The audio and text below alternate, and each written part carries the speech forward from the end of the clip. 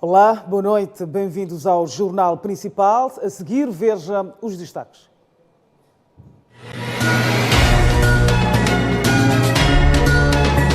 Após 6 anos de disputa judicial, o Tribunal de Marraquene devolve mais de 700 hectares de terra usurpada pela empresa Milhulamete aos nativos. A entidade religiosa despeja, destrói residências e deixa 2 famílias sem teto na Matola. 4 pessoas morreram e várias casas ficaram destruídas devido ao mau tempo em Manica.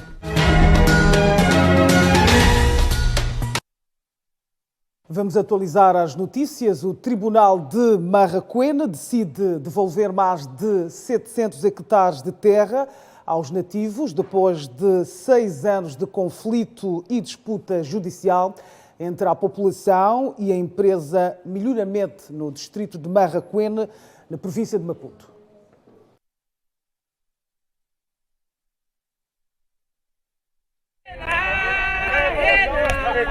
É o fim do braço de ferro entre a dezena de nativos desta parcela do distrito de Marraquene e a empresa Milhulamete. Estavam em discórdia a titularidade de mais de 700 hectares de terra que a empresa Milhulamete reivindicava ser a legítima proprietária. A sentença que trouxe lufada de ar fresco foi dada à população na passada quarta-feira. Nós tivemos problemas com os Milhulamete, tivemos uma sentada com a dona Carla. Então tínhamos se entendido para a gente se cortar um espaço que dava 400 hectares. Mas por último nós ficamos com 200 hectares até acabamos por ser julgados, né? Então esse processo andou muito. Então até hoje é dia que o tribunal viu que na realidade tínhamos razão, na qualidade de sermos nativos deste bar daqui do Milhulamete, que se diz que é Milhulamete, isso é do agora. Aqui em Umbana, Chavanhana, Chivinguana. Então, isto tudo que nós temos é agradecimento daquilo que a justiça já foi feita. Nós fomos dispensados que as nossas terras voltaram para nós. A empresa em alusão havia intentado uma ação no tribunal, acusando a população de invasão ao espaço. Sentamos um trabalho com vista a ocuparmos o espaço. Ocupamos o espaço e quando se viu, mais depois de um ano, é quando intentou uma ação contra nós. Realmente estivemos lá no tribunal e o processo foi transferido para o tribunal da província. O que acontece no tribunal da província, fomos surpreendidos por uma sentença cuja dizia que tinha que se destruir essas casas todas. Tinha que haver uma indemnização para o Milhulamete. Os réus não tinham quaisquer direito a ocupar justamente esse espaço, porque são invasores. Na verdade, isso deixou-nos muito preocupantes, porque o tribunal da província não chegou de pelo menos notificar os réus. Com a recuperação das terras, os nativos esfregam as mãos de contente e esperam erguer novas infraestruturas. Agradeço muito a Deus pela decisão tomada. Nós somos nativos deste local. Nascemos e crescemos aqui. Éramos chamados de invasores pela empresa Milhulamete, fato que nos levou ao tribunal. Hoje temos a nossa terra de volta, onde esperamos que construam hospitais, campo, mercado, esquadra, escolas, entre outras infraestruturas, porque nossos filhos não têm, por exemplo, uma escola secundária.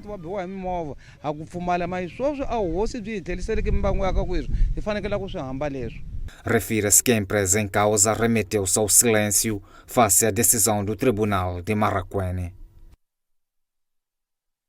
A entidade religiosa entra em ação judicial e despeja 2 famílias no bairro do Fomento, no município da Matola. O ato aconteceu na tarde da última sexta-feira.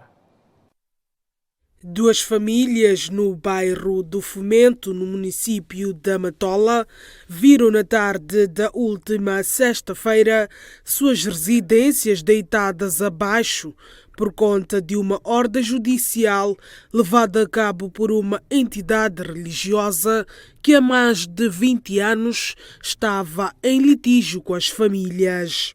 Os moradores que desde os anos 80 convivem com as vítimas não concordam com o despejo das famílias. E esta igreja, apesar de ter encontrado essas pessoas aqui, ficou com eles durante esse período todo, dos anos 80 e qualquer coisa. Mas essas duas famílias não negam sair, mas eles têm que ter alguma coisa para onde vão e tudo, porque já criaram condições. Então, eles construíram não sei quando. Mas, no ano passado, veio o Conselho Municipal, na pessoa do vereador, reunimos com a igreja e a comissão do bairro.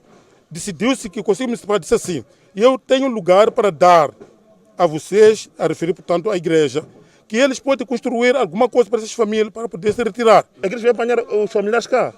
Sim.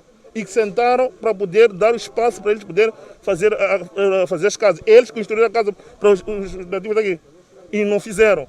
Estamos a ver os tiros hoje. E não querem fazer. E nem o responsável da igreja, ninguém está aqui para poder ver e responder esse tipo de coisa. E abandonou. Onde vamos pôr o nosso tio?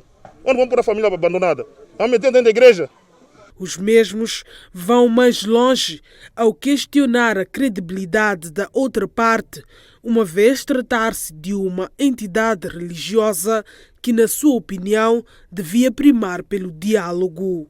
Porque não podia ser assim. Como a igreja é uma casa de caridade, deviam pensar um bocado daquilo que estão a fazer. Eles, a partir de agora, vão viver ali na igreja. Até a igreja resolver esse caso. Do tipo de culto, eles têm que estar dentro da igreja. Vão permanecer, qualquer tipo de culto, vão permanecer ali dentro da igreja. Até a solução. Não há sinceridade e honestidade em relação aos responsáveis da igreja. Aqui tem duas ruas que foram barradas pela igreja. Criou-se uma comissão de moradores com a igreja e os lesados para se mediar o assunto. Estamos admirados hoje quando vem já a ordem do tribunal para a demolição das casas. Estávamos à espera que a igreja dissesse: já terminamos de construir as casas, que é para se albergar essas duas famílias.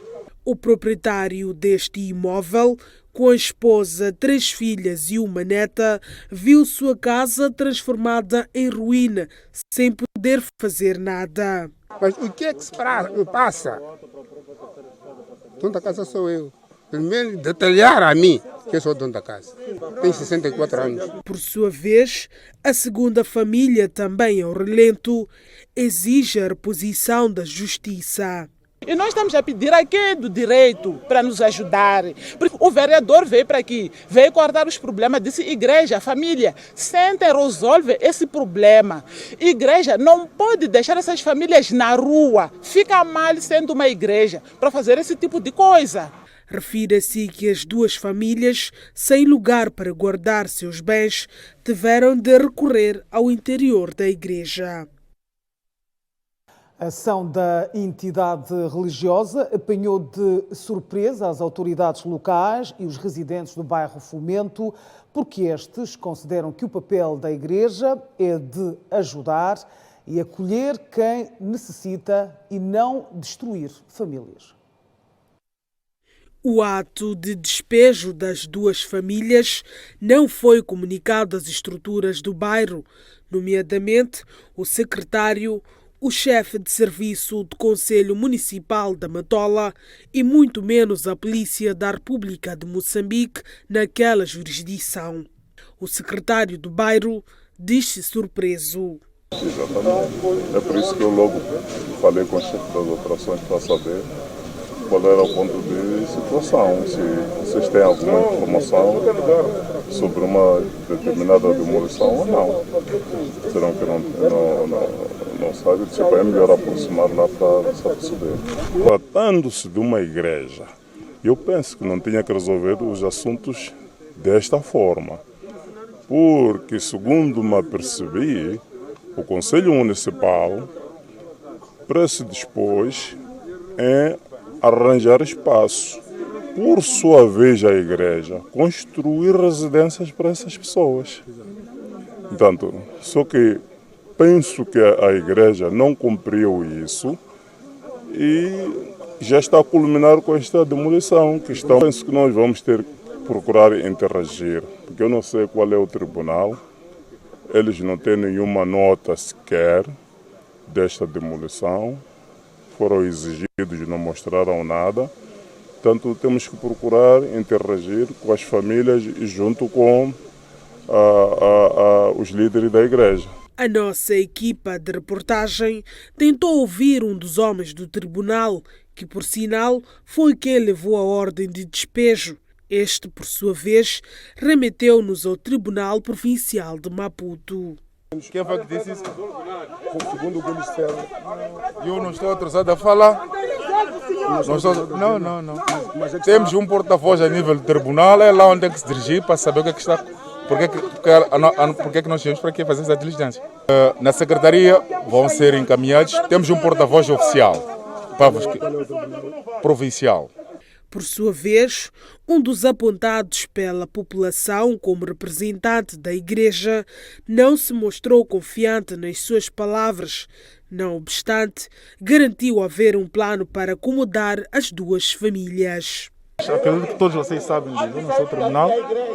Posso fazer parte do processo no sentido de uma das partes, como qualquer trabalho. Assim como estás a filmar, eu também tenho o meu trabalho. Então, se vou falar com detalhar os assuntos, não faz muito sentido, porque eu só sei meus processos e faço. Sabes que eles estão a dizer quanto que é isso?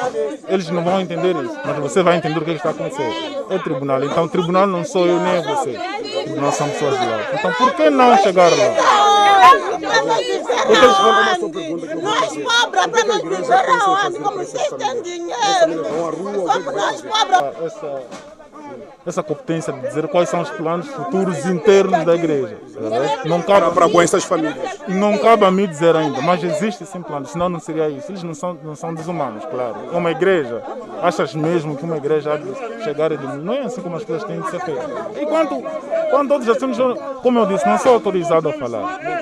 Tudo indica que algo, já há um plano desenhado por parte da própria entidade religiosa com vista a garantir um teto para estas duas famílias, segundo o que nós acabamos de constatar por parte do jovem que está aqui em representação desta entidade religiosa. São imagens de Valdo Massinga, Filipe Muyanga, TV Sucesso. Um jovem de 21 anos de idade foi condenado a 18 anos de prisão maior por assalto e violação a uma rapariga no distrito de Morrumbene, província de Inhambane. O jovem de 21 anos é tido como ladrão e predador sexual. As suas incursões faziam-se sentir no distrito de Morrumbene e o alvo eram mulheres da terceira idade. Ou seja, o jovem, aproveitando-se das fragilidades de idosas e com recurso a objetos contundentes, arrombava as suas casas para subtrair bens. E mais, também satisfazia seu apetite sexual. Na acusação do Ministério Público, pesava contra o jovem 3 crimes de roubo concorrendo para violação sexual e um de furto qualificado. Crimes provados em sede da 2ª Secção Criminal do Tribunal Judicial de Inhambane. Reunidos em conferência, decidem, por unanimidade e em nome da República de Moçambique, condenar o arguido Ilídio Ricardo Alexandre como autor material de 3 crimes de roubo, concorrendo com violação nas penas parcelares de 20 anos de prisão maior por cada e pelo crime de furto qualificado nas penas de 3 meses de prisão e 15 dias de multa, taxa diária de 5% sobre o salário mínimo da função pública previsto nos termos do artigo 72, número 2 do Código Penal. Fazendo o cúmulo jurídico das penas de prisão, vai arguido condenado na pena única de 20 anos de prisão maior fixa. Sendo o arguido delinquente primário, Olhando para o seu nível social e cultural, a pena de prisão concreta vai atenuada extraordinariamente nos termos da linha A do artigo 119 do Código Penal para 18 anos de prisão maior e 15 dias de multa, taxa diária já indicada. O jovem roubou e violou sexualmente a 3 idosas no distrito de Morrumbém. O Tribunal Provincial de Inhambane decidiu igualmente aplicar uma indemnização de 10 mil meticais em cada vítima por perda de danos materiais e não materiais. 4 pessoas morreram e várias ficaram feridas devido ao mau tempo na província de Manica. A chuva causou também a destruição de casas e várias ruas ficaram alagadas. A cidade de Chimoio e a vila de Gondola são as mais afetadas. Foi uma noite difícil de esquecer. Era por volta das 18 horas que a cidade de Chimoio e vila de Gondola esteve por debaixo de uma intensa chuva, acompanhada com ventos fortes. Os estragos são enormes, há casas destruídas, ruas alagadas, postes de corrente elétrica caídos. Foi a força da natureza que criou desgraça. Domingas Alberto estava na companhia de seu filho menor de 3 anos. O seu marido encontrava-se no local do trabalho. Todas as chapas de casa caíram, ficaram sem onde ir, os alimentos e vestuários, tudo molhado. Saímos nós todos, só perdemos farinha, arroz, carvão, molhou tudo. Assim não temos nada, nem roupa para usar, não temos, está assim. Essa noite em casa de uma família lá embaixo. Mônica também passou pela mesma situação, encontrava-se na casa com seu marido. A fúria da natureza não lhes poupou. Com enorme tristeza, conta que foram obrigados a procurar casas vizinhas para passar a noite. Eu e meu marido não temos tempo. E foram obrigados a sair para o bairro 5. Sim. Linda viu sua casa alagada, tudo molhou, mas diz estar preocupada em procurar algum abrigo. Da casa, roupa, mantas, nem subimos, como nós dormimos, não subimos. Só acordamos essa manhã, pelo menos com vida. Ok. Sim, não temos. E meu mano pelo menos saiu para pelo menos procurar um lugar que nós vamos ver. A governadora de Manica, Francisca Tomás, fez saber que 4 pessoas perderam a vida, há feridos e dezenas de casas destruídas. Um incêndio reduziu a cinzas uma residência no bairro da Mafalala, a arredores da cidade de Maputo, na madrugada deste domingo. Uma madrugada que transformou a vida da família Ibrahimo numa incerteza. O fogo de grandes proporções destruiu totalmente esta casa do tipo 2. Quando as primeiras chamas atingiram a casa, no interior se encontrava apenas um membro da família que de imediato lançou um grito de socorro. Ao relento, Sofia Ibrahimo conta com o apoio de pessoas de boa vontade para recomeçar a vida. Chamou-me, mãe, quando eu saio, ele está a queimar.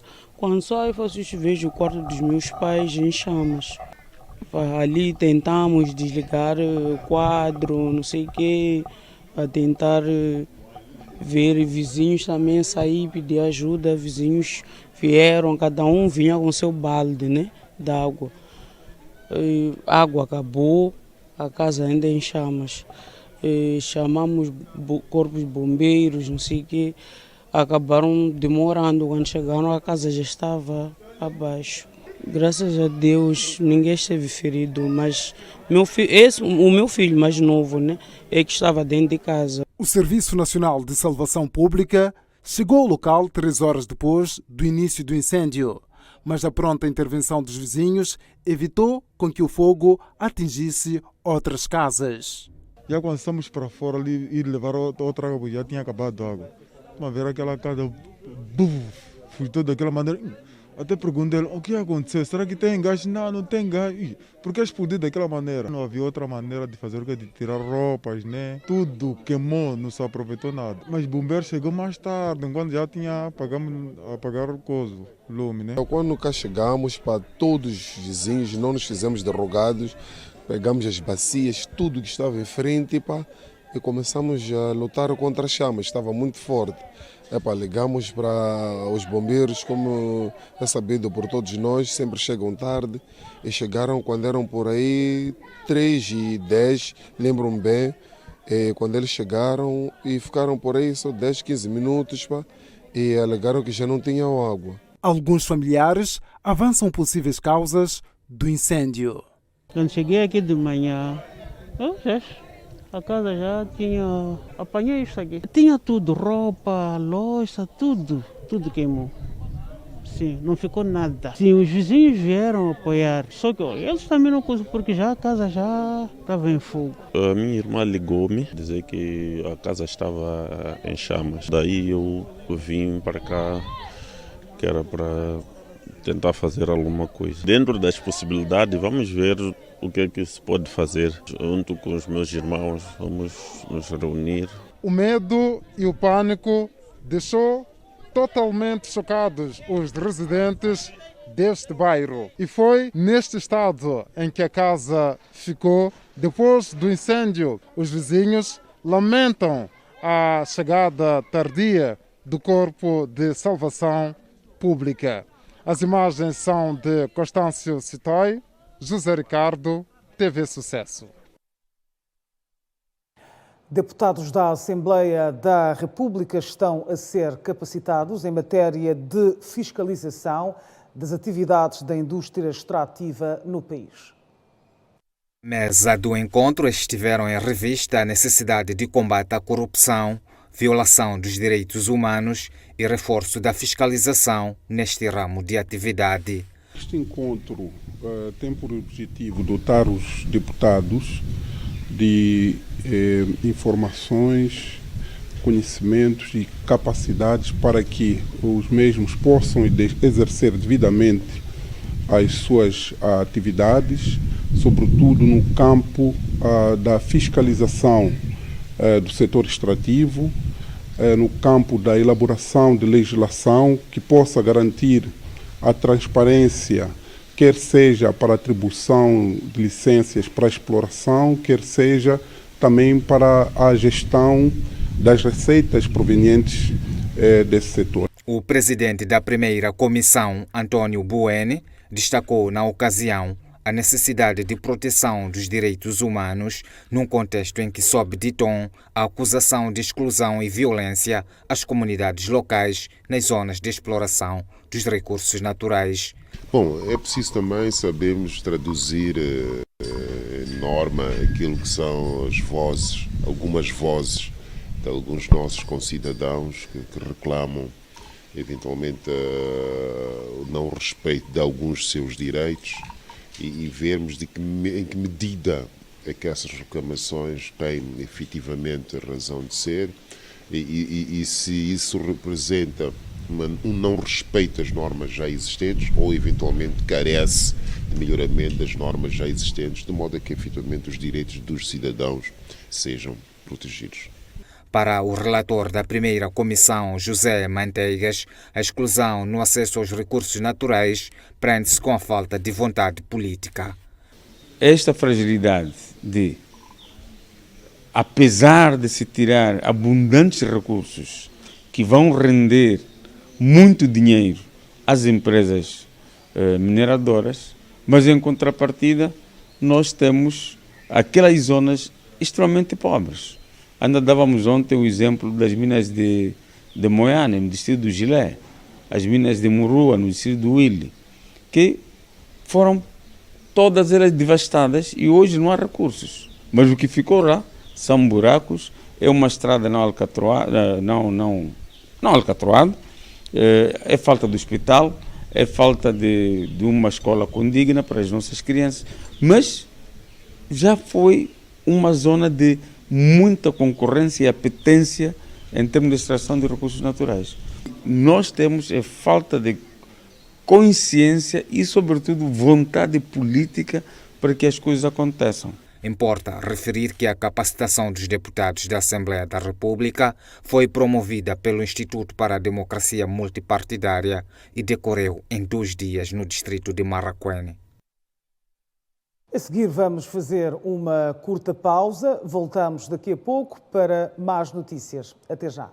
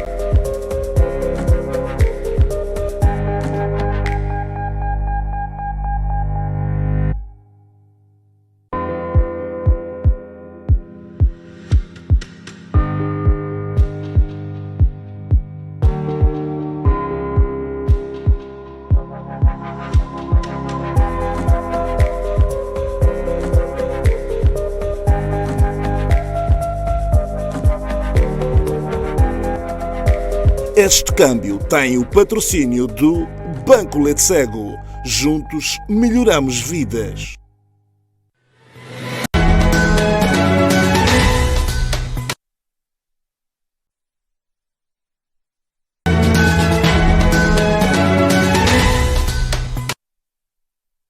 Regressamos com uma notícia triste. Morreu este domingo vítima de doença prolongada.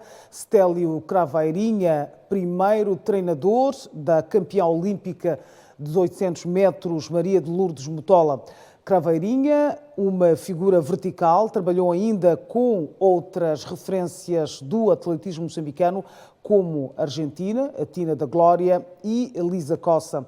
Nascido a 3 de março de 1950, Stélio Craveirinha fez parte da delegação moçambicana aos Jogos Olímpicos de Moscou em 1980, evento que foi boicotado por 66 países membros do Comitê Olímpico Internacional em protesto contra a invasão soviética ao Afeganistão.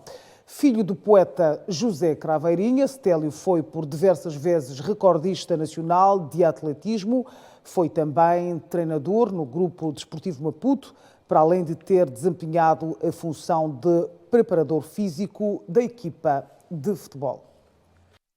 A seguir vamos aos factos da história de hoje, 11 de outubro de 2020. Até já.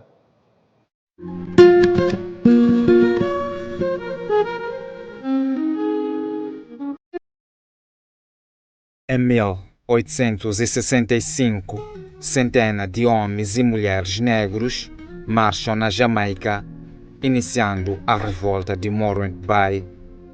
Em 1899, a Segunda Guerra dos Boers eclode na África do Sul, entre a colônia do Cabo, governada por britânicos, e o Transvaal, governado por Boers, e o Estado Livre de Orange. Em 1958, programa Pioneer. NASA lança a sonda lunar Pioneer 1. A sonda cai de volta para a Terra em chamas.